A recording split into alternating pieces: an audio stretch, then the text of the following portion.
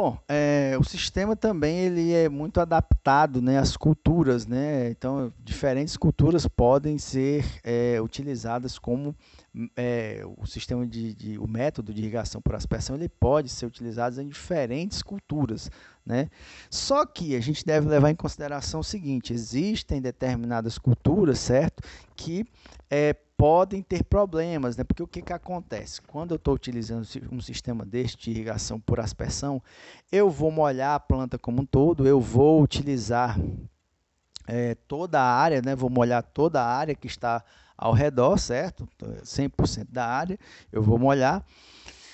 Só que quando a gente está trabalhando com isso, quando a gente faz isso, a gente está criando o que a gente chama de microclima, né? O que é esse microclima, professor? O microclima é um lugar que é propício ao desenvolvimento de agentes que a gente não curte muito, que é justamente os fungos, as bactérias, né?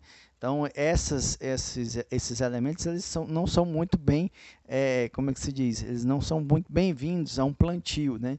Então, existem determinadas culturas, como a videira, como o próprio tomate. Se você molhar de maneira da planta como um todo, você pode estar deixando um ambiente propício para o desenvolvimento de fungos e bactérias, que aí é complexo, que aí é complicado se você, por um acaso,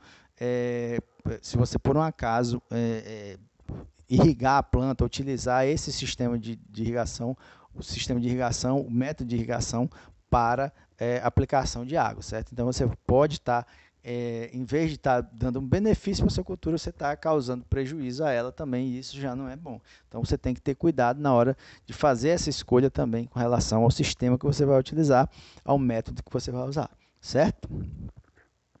Bom, falando um pouco aqui das vantagens, né? Então você tem aí, no sistema de irrigação por aspersão, você pode aplicar grandes e pequenos volumes de água. Isso aí é bem de acordo com o tempo de irrigação, né? Você tem lá um aspersor, ele vai ter um determinado volume de aplicação.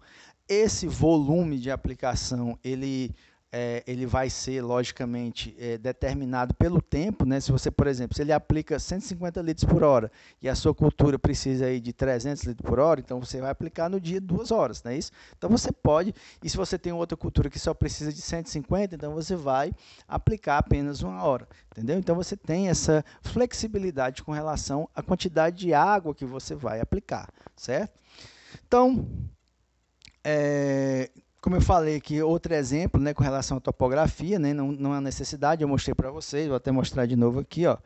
Você tem aqui essa condição, que você, em solos ondulados, não há necessidade de sistematizar, né, com os sistemas de irrigação por superfície, não, é uma necessidade ter a área sistematizada, ou seja, eu tenho que nortear, eu tenho que deixar a minha declividade num determinado sentido, senão a minha irrigação não funciona nos sistemas de irrigação por superfície.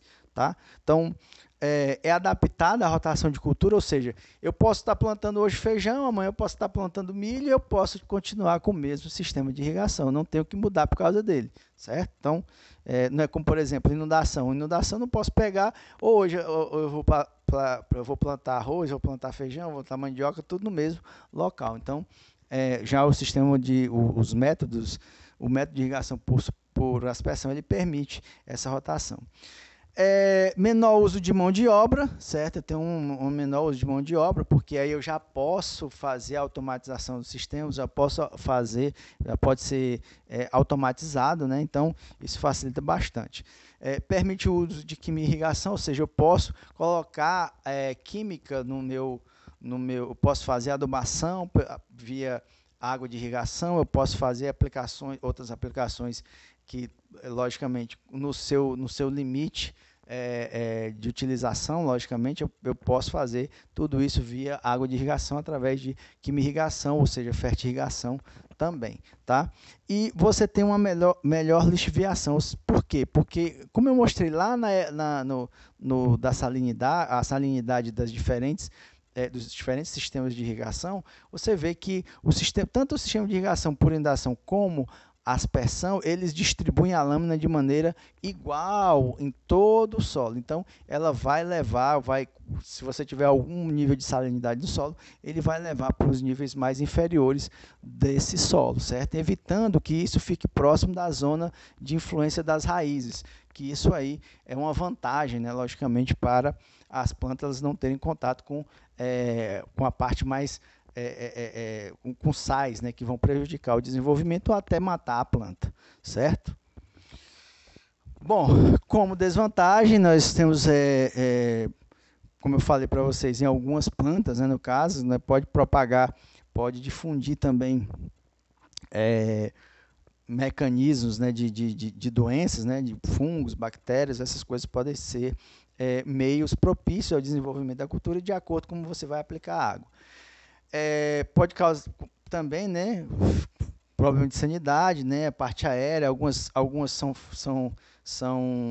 podem, dependendo da qualidade da água, né, isso também é importante nos sistemas de irrigação por aspersão, né, você ter um controle bom, bem grande da qualidade da água, porque se você, por exemplo, estiver aplicando uma água que tem um percentual de salinidade alto, pode pegar e queimar a folhagem da sua planta e, consequentemente, lhe causar prejuízo, né? Então, isso também é importante, né?